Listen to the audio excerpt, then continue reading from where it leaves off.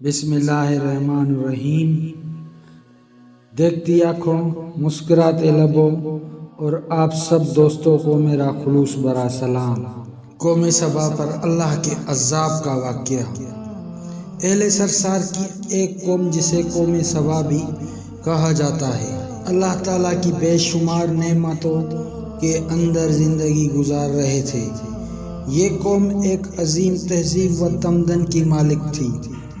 حضرت داؤد علیہ السلام اور حضرت سلیمان علیہ السلام کی باعظمت حکومتوں کے بعد ان کی حکومت زباں زد خاص و عام تھی، لیکن اسی برعکس وہ اس قدر اسراف کرنے والے اور ناشکرے تھے کہ انہی روٹیوں کے ساتھ نعوذ باللہ بچوں کا پاخانہ صاف کرتے تھے۔ بعد ازاں ان آلودہ روٹیوں کو اکٹھا کرنے سے ایک پہاڑ بن گیا تھا۔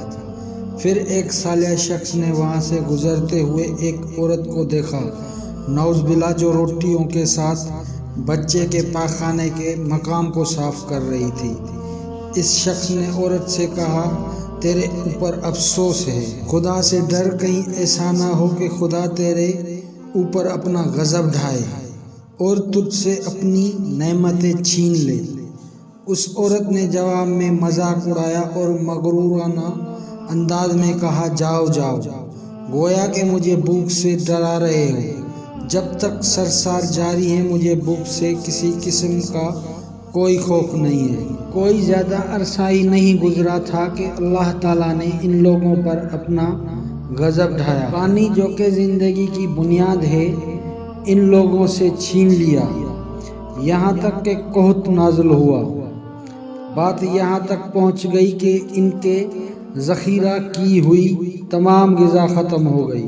آخر کار وہ مجبور ہو گئے کہ انہی آلودہ روٹیوں پر ٹوٹ پڑے جو ان لوگوں نے اکٹھے کر کے پہاڑ کے مانند ڈھیر لگایا ہوا تھا، بلکہ وہاں سے روٹی لینے کے لیے صف لگاتے تاکہ ہر کوئی وہاں سے اپنے حصے کی روٹی لے سکے۔ کفران نعمت، قحط اور ان کی بدحالی کے بارے میں متعدد روایات موجود ہیں۔ سورہ نحل کی آیت نمبر 112 اور 113 میں یوں ارشاد ہوتا ہے کہ اور اللہ نے اس بستی کی بھی مثال بیان کی ہے جو محفوظ اور مطمئن تھی، اس کا رزق ہر طرف سے باقاعدے آ رہا تھا، لیکن اس بستی کے رہنے والوں نے اللہ پاک کی نعمتوں کا انکار کیا تو خدا نے انہیں بھوک اور پیاس کا مزہ چکھایا، صرف ان کے ان اعمال کے بنا پر کہ جو وہ انجام دے رہے تھے، اور یقیناً ان کے پاس رسول آیا تو ان لوگوں نے ان کو جھٹلایا، تو پھر ان تک عذاب آ پہنچا کہ یہ سب ظلم کرنے والے تھے۔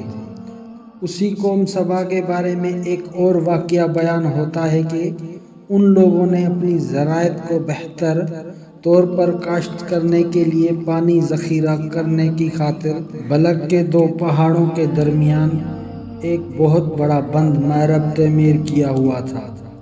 سوراخ اور دوسرے پہاڑوں سے گزرا ہوا پانی اس بند میں آ کر وافر مقدار میں جمع ہو جاتا تھا۔ قوم سبا نے اس پانی سے صحیح طور پر استفادہ کرتے ہوئے وسیع و عریض اور بہت سے خوبصورت باغات لگائے اور کھیتی باڑی کو رونقیں بخشی۔ ان باغات کے درختوں کی شاخیں اس قدر پھلوں سے لدی ہوئی ہوتی تھی کہ کہتے ہیں کہ اگر کوئی شخص سر پر ٹوکری رکھ کر ان کے نیچے سے گزرتا تو پھل خود بخود ٹوکری میں گرنا شروع ہو جاتے اور قلیل مدت میں ٹوکری تازہ پھلوں سے بھر جاتی، لیکن نعمتوں کی کثرت نے انہیں شکر کرنے کی بجائے سرمست اور غافل کر دیا تھا، یہاں تک کہ ان کے درمیان بہت بڑا طبقاتی نظام وجود میں آ چکا تھا۔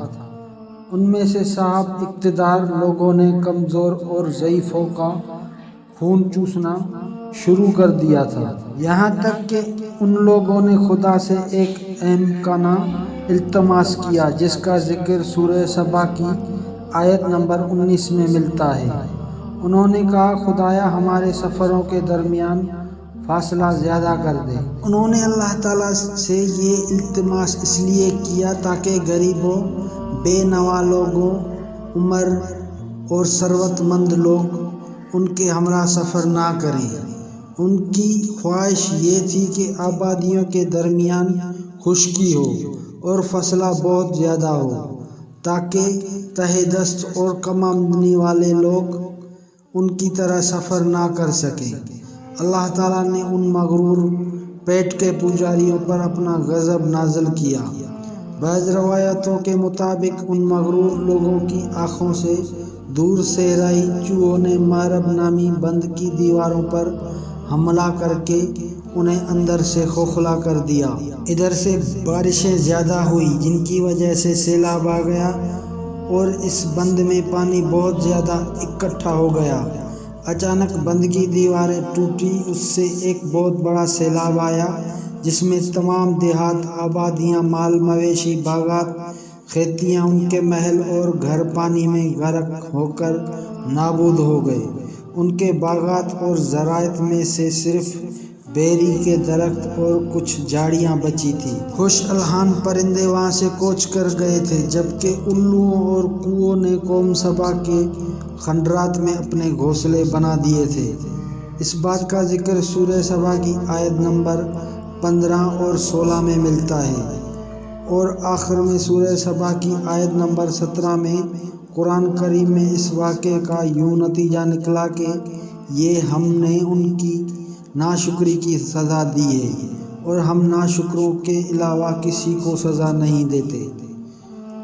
تو دوستوں، کیسی لگی آج آپ کو میری یہ کہانی؟ امید کرتا ہوں آپ سب کو میری کہانی بہت پسند آئی ہوگی۔ پلیز میرے چینل کو سبسکرائب کر دیں، ویڈیو کو لائک کر دیں اور بیل کے آئیکن کو پریس کر دیں تاکہ میری ہر نیو آنے والی ویڈیو کا نوٹیفیکیشن آپ کو بر وقت ملتا رہے۔ ملتے ہیں نیکسٹ ویڈیو میں، تب تک کے لیے دیجیے اجازت۔ اللہ حافظ۔